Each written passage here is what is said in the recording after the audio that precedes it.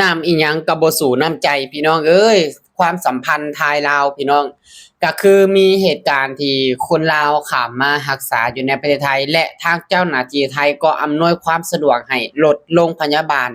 ไปรับคนป่วยไปส่งคลิปกันพี่น้องน้ำหยังก็บ่คือน้ำใจพี่น้องกู้ชีพเมืองไทยมารับพี่น้องเมืองลาวไปรักษาอยู่ด่านตม.ของเฮาคนป่วยก็นั่งบ่ได้คนป่วยนั่งบ่ได้นั่งบ่ได้บ้านพี่เมืองน้องดีเด้พี่น้องความสัมพันธ์แน่นแฟ้นขนาดเด้อไทยกับลาวนี่เด้อมาแล้วเรือกำลังล่องขึ้นไปแล้วคนป่วยขึ้นใส่รถ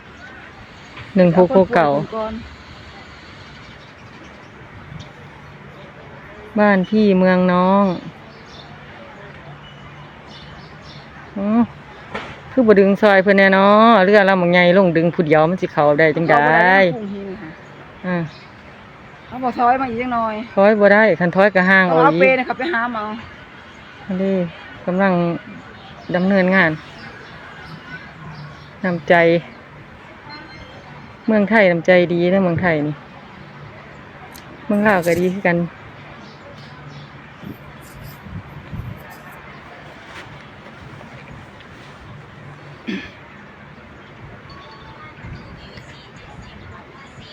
กำลังทำการอยู่พี่น้องโอ้สิหามออกมาผู้ใดเนาะเป็นตาดีโตนศาสตร์นอนมาดิเนาะสงสัยนอนมาเนาะประตุนเนาะนอนมาว่ะก็เห็นจะจุกยืนจะจุกซึ่งโจจะได้พวกเนี่ยก็ยืนพวกว่าได้เลือกก็ยืนเป็นลืมๆอยู่รถก็ลงไปสแตนบายรออยู่พุ่น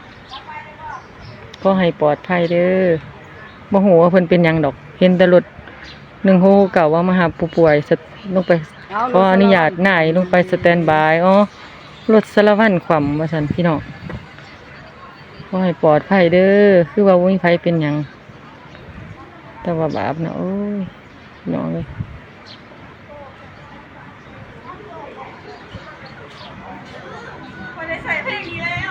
คือสาเทแล้วเนาะพี่น้องเอ้ยย่างบ่ได้แสดงว่าขาหักแขนหักซื้อหน้าซื้อนางสิบ่พวกเมียหายเพิ่นบ่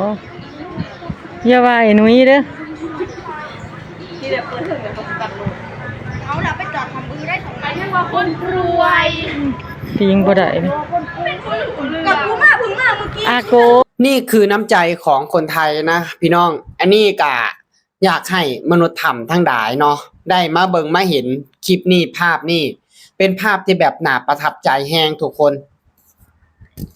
สบายดี FC พ่อแม่พี่น้องฝั่งไทยฝั่งลาวเนาะน้าพี่น้องน้ำหยังก็บ่สู้น้ำใจพี่น้องน้ำบึงน้ำคลองน้ำหองอีหยังก็แล้วแต่นะก็บ่สู้น้ำใจนี่คือน้ำใจของคนไทยที่ช่วยเหลือคนลาวมาโดยตลอดพี่น้องคือบ่ล้ำเห็นแล้วบ่ล้ำอยากให้มนุษย์ธรรมหรือว่าคนลาวทั้งหลายที่มีอคติต่อคนไทยอันนี้บ่ล้ำเองก็บ่ฮู้หรอกว่าด้วยสาเหตุอันใดด้วยเหตุผลอันใดนะ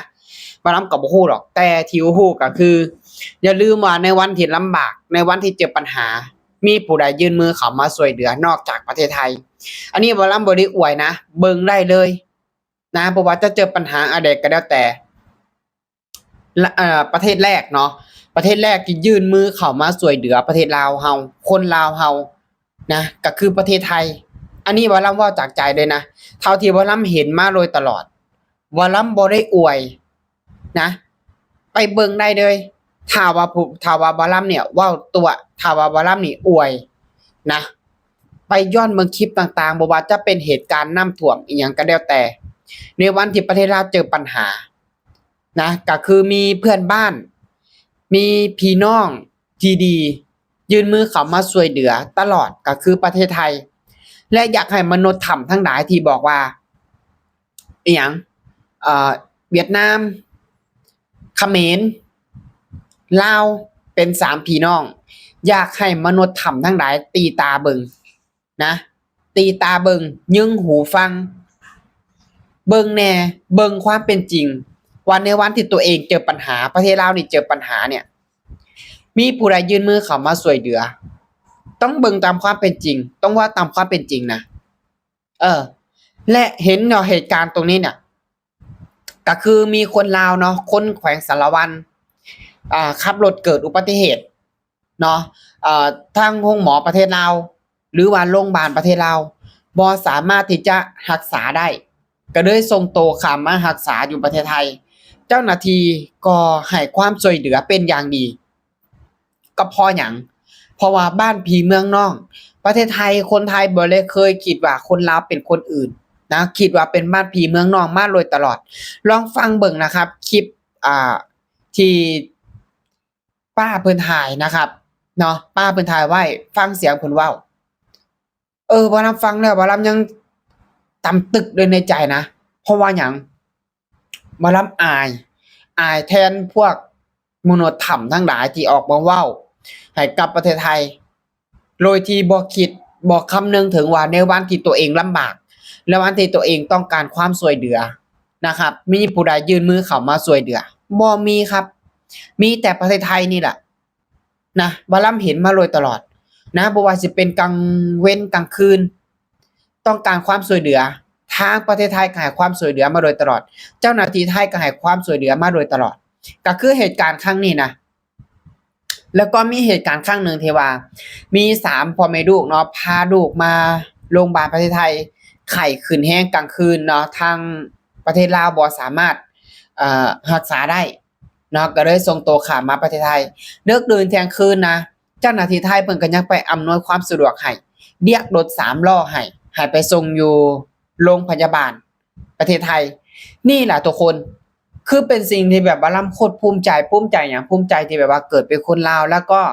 ภูมิใจที่แบบว่ามีประเทศไทยนะครับที่แบบให้ความช่วยเหลือประเทศลาวมาโดยตลอดถึงแม้ว่าจะมีคนน้อยๆบางกลุ่มที่แบบสร้างความเดือดร้อนสร้างความแตกแยกบ่อยู่บ่เซาแต่ก็ยังบ่มีหยังมากระทบกระทั่งจิตใจของคนไทยและคนลาวได้นะอันนี้แหละคือสิ่งที่แบบว่าลำโคตรภูมิใจอย่างน้อยๆที่แบบว่าในวันที่ประเทศลาวเจอปัญหาหรือว่าต้องการความช่วยเหลือก็ยังมีประเทศไทยนี่แหละทุกคนที่ว่าลำแบบเบิ่งแล้วว่าลำอึ้งโคตรซาบซึ้งในน้ำใจบ่ว่าจะเป็นเจ้าหน้าที่ไทยและประชาชนพ่อแม่พี่น้องชาวไทยทั้งหลายว่าลำเห็นแล้วว่าลำโคตรภูมิใจนะภูมิใจที่แบบมี2ประเทศบ่เคยปิ่มบ่เคยถิ่มบ่เคยปากันหักแพงกันสามัคคีกันไว้น้ำหยังก็บ่ทอน้ำใจนะน้ำบึงน้ำคลองก็บ่ทอน้ำใจนี่แหละทุกคนคือสิ่งที่สุภาษิตเพิ่นว่าในวันที่แย่เนาะจะมีคนที่ยื่นมือเข้ามาช่วยเนาะในวันที่เฮาซวย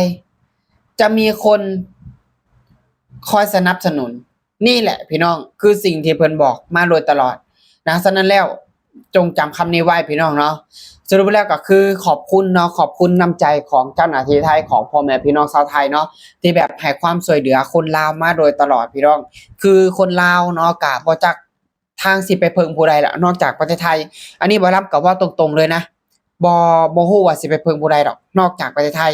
ฉะนั้นแล้วก็ขอขอบคุณพ่อแม่พี่น้อง FC ฝั่งไทยฝั่งลาวเนาะที่ติดตามรับชมคลิปนะครับสำหรับคลิปนี้นะบ่รับก็จะขอฝากไว้แค่นี้นะครับผมขอขอบคุณครับ